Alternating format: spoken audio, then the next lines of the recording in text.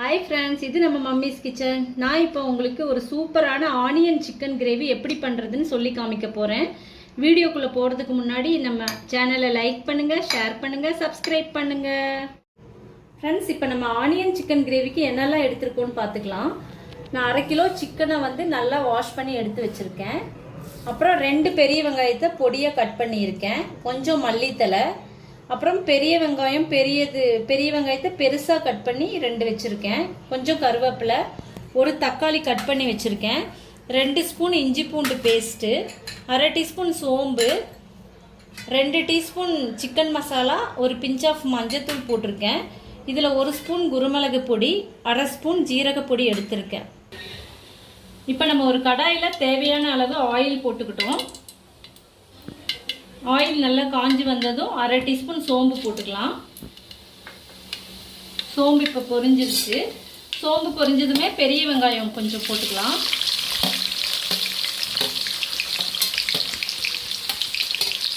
அதுலேயே கொஞ்சம் மல்லித்தலை போட்டுக்கலாம்.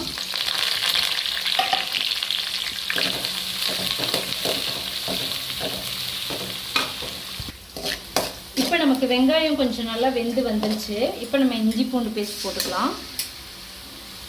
அது கொஞ்சம் லைட்டாக வணங்கட்டும். இப்போ இஞ்சி பூண்டு நல்லா வணங்கிருச்சு ஃப்ரெண்ட்ஸ். இப்போ நம்ம தக்காளி போட்டுக்கலாம். தக்காளி கொஞ்சம் வதங்கட்டும்.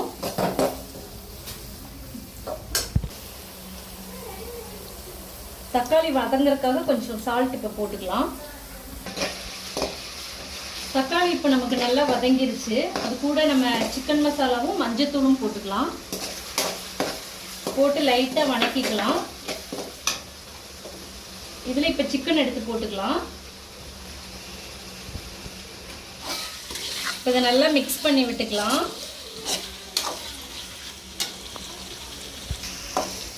இது இப்போ கொஞ்சம் நல்லா வணங்கட்டும். வணங்கினதுக்கப்புறம் நம்ம லைட்டாக தண்ணி ஆட் பண்ணிக்கலாம். இப்போ மூடி வச்சு கொஞ்சம் வணங்க விட்டுக்கலாம். இப்போ நமக்கு லைட்டாக வதங்கிருச்சு. சிக்கனில் இருக்கிற ஆயில் லைட்டாக பிரிஞ்சு வெளியே வர ஆரம்பிக்குது. தண்ணி விடுது. இப்போ நம்ம இதில் கொஞ்சமாக தண்ணி ஆட் பண்ணிக்கலாம்.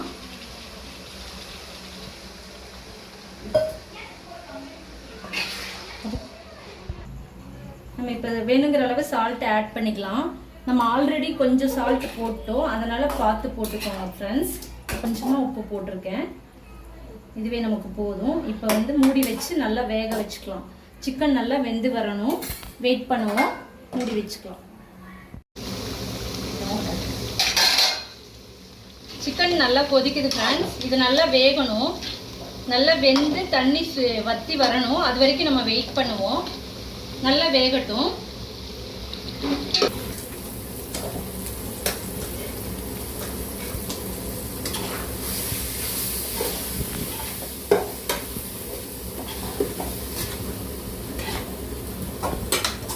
ஒரு 2 நிமிஷம் இந்த வெங்காயம் வாசம் போகிற வரைக்கும் வச்சுக்கலாம் ஃப்ரெண்ட்ஸ். இப்போ 2 மினிட்ஸ் வெந்துருச்சு வெங்காயம். இப்போ வெங்காய வாசம் எல்லாம் போயிருக்கும் நமக்கு. இப்போ நம்ம இதில்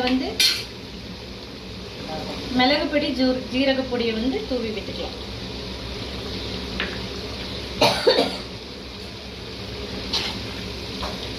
நல்லா மிக்ஸ் பண்ணி விட்டுக்கலாம்.